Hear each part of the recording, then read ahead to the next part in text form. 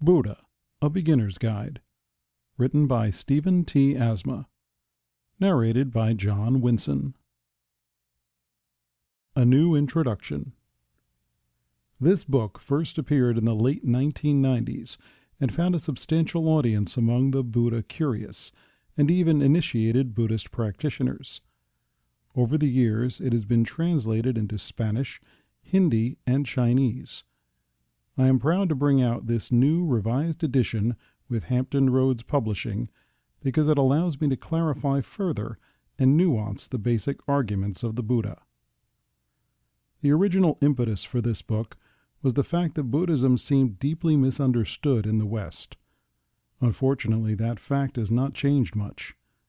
Unlike most other religious scriptures, which are comprised of parables, legends, and allegories, Buddhist teachings also contain actual philosophical arguments that were advanced by the Buddha himself. My little illustrated book is primarily about those arguments. I would accept a happy irony if my cartoon drawings lured people into those decidedly uncartoonish philosophical arguments. So skewed is the Western view of Buddhism that it will probably come as a surprise to many people that the Buddha gave rational arguments and empirical evidence in his teachings.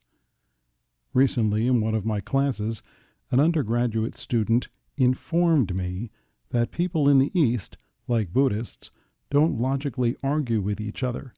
Instead, they simply look at each other and read each other's minds with compassionate understanding. She had gathered this wisdom from American television shows, commercials, and movies, which proffer a cadre of mystical monk characters, usually helping some confused Westerner pick the right soda, or cell phone service, or some other consumer quandary. Stereotypes die hard, I know, and the tedium of consumer culture may always lead us to romanticize exotic monastic traditions. But it is my hope that this book will give searchers a little more grasp on the ethics, metaphysics, epistemology, and even logic of Buddhism. Since this book first appeared, more than one person has asked why my drawings of the Buddha look like Osama bin Laden. I find this a little funny, but also a little disconcerting, since such a weird and unpleasant connotation hardly helps me make my case for Buddhism. I've had to assure readers that bin Laden was not on my radar, nor anyone else's it would appear, when I first drew the Buddha several years before 9/11. The fact is that I drew him modeled on myself, which I admit sounds like the height of narcissism, but as any illustrator knows, in the absence of a model, one has to rehearse facial expressions and body movements in a mirror. So Gautama, and many of the other characters, got rather exaggerated and modified versions of my own tired mug. No one really knows what the Buddha looked like, except to say that he had the ethnic features of a northern Indian. He was definitely not fat, nor did his features resemble those of Chinese or Japanese, and of course both those misrepresentations, fat and Far Eastern, are common. It is understandable that we should forget the Buddha's Indian origins, since Buddhism ceased to be prevalent in India about 1200 years ago, while it continued to dominate Asian cultures right up to the present. Geographic prevalence explains the ethnic confusion, but why is he usually portrayed as fat? Two considerations may solve the mystery. First, we have to remember that in every other part of the world, and at every other time in history, fat was a good thing to be. In our currently obese state of prosperity, Americans and the rest of the developed world are desperate to get thinner, but our historical predecessors had no such familiarity with empty-calorie bloating. Being fat was rare, and it was a symbol of power, health, prosperity, and even social status. Being fat meant that your family had invested well in you, and that you in turn were probably a good spousal investment.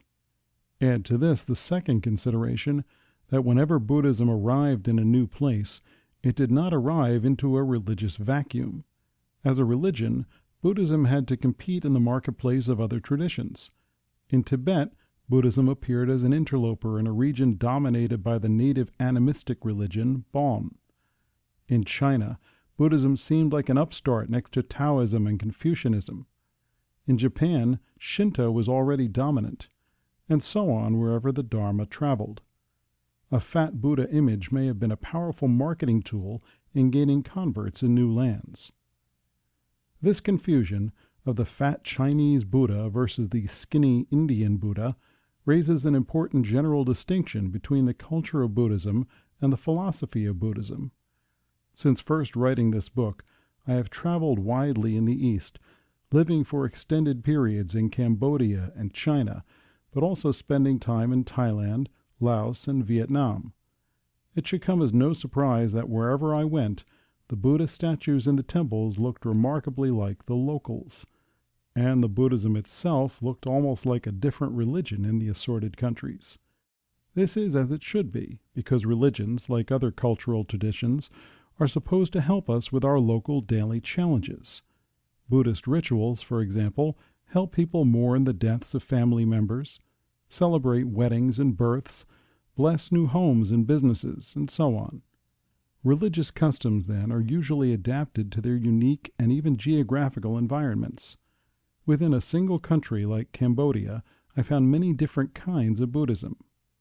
Westerners who actually study Buddhism through books, and in some cases even come to call themselves Buddhists, are often shocked when they meet people from Buddhist countries who engage in elaborate rituals and beliefs that look nothing like the Buddhism found in those Western books.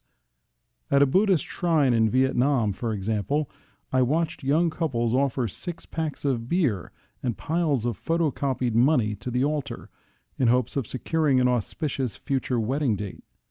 Or consider that in many Asian countries, more people know and love Guan Yin, a derivative Buddhist saint or bodhisattva, than know about the historical Buddha Gautama.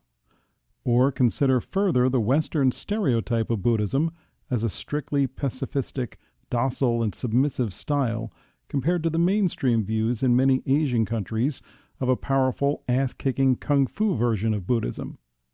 In China, for example, Shaolin warriors are every bit as much a part of Buddhist culture as scrawny monks, and the famous Buddhist folk story, known all over Asia, of the Monkey King, Sun Wukong, and his journey to the West, Shi Yoji, is filled with a masculine Buddhism that few Westerners would recognize. It's tempting for us to say, oh, that cultural stuff isn't real Buddhism, but it is.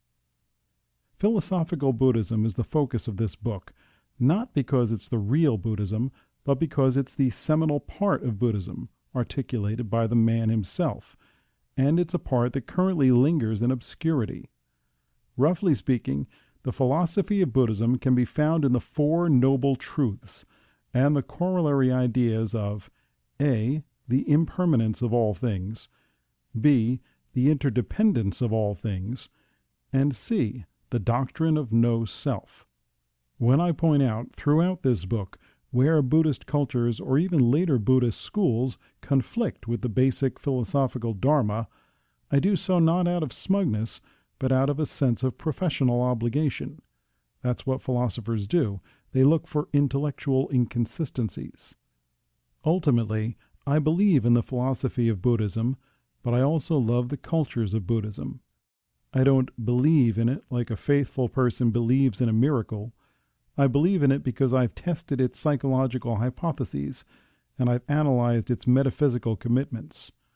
To my mind, the benefit of Buddhism for everybody, East and West, has to do with its approach to retraining the human mind. If human beings could recalibrate the quick mental leap from impulse to craving to action, we might be able to avoid some of our usual forms of suffering: rage, humiliation, intoxication, addiction, and so on. Buddhism is an attempt to recalibrate that psychological tendency towards craving. Buddhism is older than Christianity, older than Islam, deeper than the Ganges River and the Mekong. Today, more than 500 million people worldwide practice Buddhism, and it manifests in many different forms.